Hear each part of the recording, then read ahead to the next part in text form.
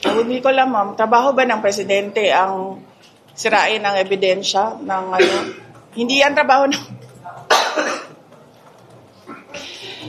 hindi trabaho ng presidente ang mag-photo op sa nahuli na drugs at mag-photo op sa pagsira ng nahuli na drugs.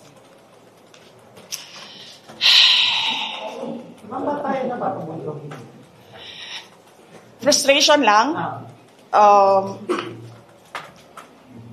Frustrated sa ginagawa ng administration. Kasi